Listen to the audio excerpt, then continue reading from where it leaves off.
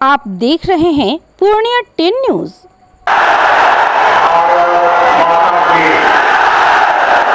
भारत माता की जय माई पूर्ण देवी, विश्वरी माई की जय। मैं भक्त प्रहलाद और महर्षि मेरी बाबा की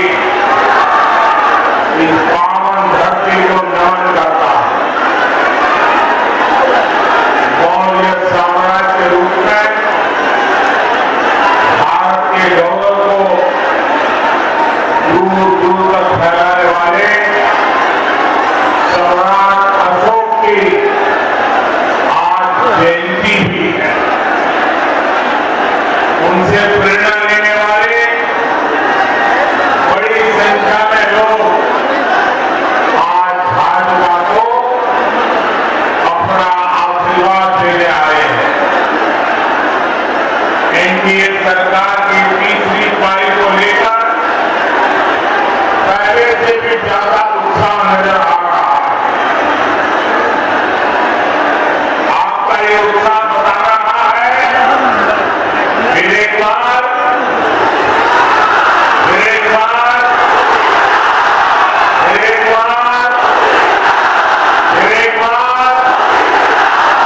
विकसित भारत के लिए 4 जून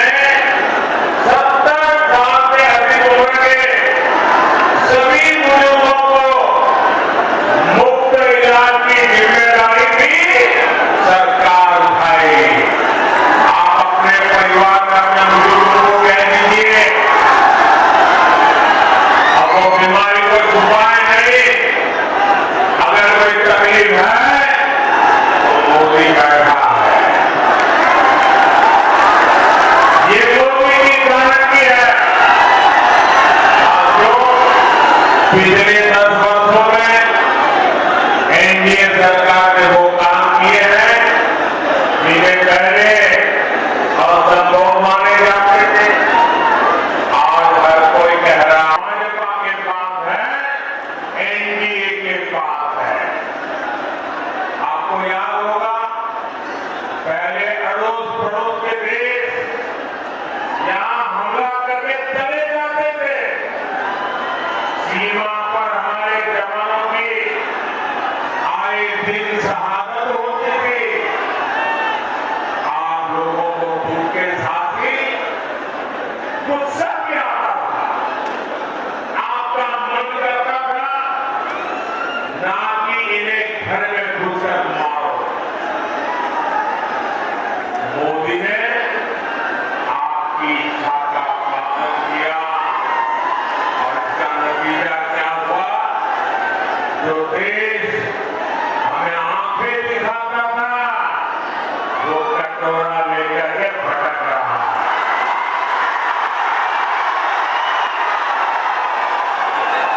साथियों, दशकों से देश में लोग मांग कर रहे थे कि कश्मीर में अलग झंडा, अलग संविधान नहीं चलना चाहिए। जो लोग दिन रात संविधान के नाम पर हमको गालियां देते हैं ना, कितने दशकों तक उन्होंने राज किया। आजादी के बाद उनके हाथ में सत्ता आई, अब तक आई, लेकिन उनमें हिम्मत नहीं थी कि बाबा साहब आंबेडकर के संविधान को जम्मू कश्मीर में लागू कर पाए। बाबा साहब का संविधान वहां लागू नहीं होता था। ये मोदी है जो संविधान को समर्पित है। आज जम्मू कश्मीर में भी आन बान शान के साथ हमारा संविधान लागू हो गया। कश्मीर से आपकी इच्छा थी 370 हटनी चाहिए। ये कमलिया गठबंधन वाले क्या कहते थे? ये कहते थे कि 370 हटी तो कश्मीर में आग लग जाएगी। आज आर्टिकल 370 का एंड हो चुका है। अगर कश्मीर में नहीं, भारत को बांटने वालों के मंसूबों में जलन हो रही है, आग लगी है। साथियों, कल रामनवमी का पवित्र त्योहार भी है।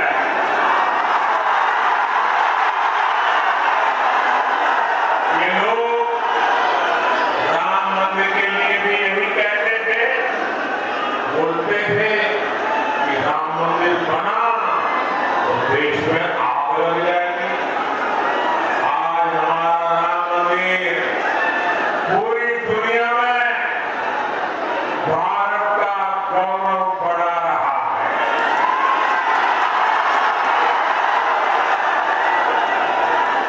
अब कुंठा में गिरे ये कांग्रेस के लोग, कमलिया गठबंधन के लोग राम मंदिर का अपमान कर रहे हैं। कमलिया गठबंधन ने तो सनातन को मिटाने की कसम खा रखी है। 26 अप्रैल को आपका वोट इन्हें बताएगा कि सनातन मिटता है या ये लोग रहते हैं। साथियों, हमारा सीमांचल बिहार का एक संवेदनशील इलाका, वोट बैंक की राजनीति करने वालों ने पूर्णिया और सीमांचल को अवैध घुसपैठ का ठिकाना बनाकर यहाँ की सुरक्षा को दांव पर लगाया। इसका शिकार हमारे वंचित, पिछड़े और गरीब को होना पड़ा। हमारे दलित भाइयों की जरूरतों को डराया गया, लेकिन मैं आपको आश्वासन देना चाहता हूं, देश की सुरक्षा से खिलवाड़ करने वाला हर तत्व सरकार की नजर में है। 4 जून का परिणाम इसी सीमांचल की सुरक्षा तय करेगा। और जो लोग राजनीतिक फायदे के लिए सीएए का विरोध कर रहे हैं, वो भी एक बात जरूर जान ले, ये मोदी है, ये न डरने वाला है और न ही झुकने वाला है। साथियों, आपने वो दौर भी देखा है जब बिहार में जंगल राज था। उस समय बिहार के इस इलाके में महाजंगल राज हुआ करता था। हिंसा, अराजकता, अपहरण और भ्रष्टाचार का यहाँ उद्योग चलता था। नीतीश जी के नेतृत्व में हमने बहुत मुश्किल से उस दौर को बदला, लेकिन आज एक बार फिर जंगल राज और महाजंगल राज वाले लोग उस दौर की वापसी चाहते हैं। इनका एक ही एजेंडा है, भ्रष्टाचार और लूट।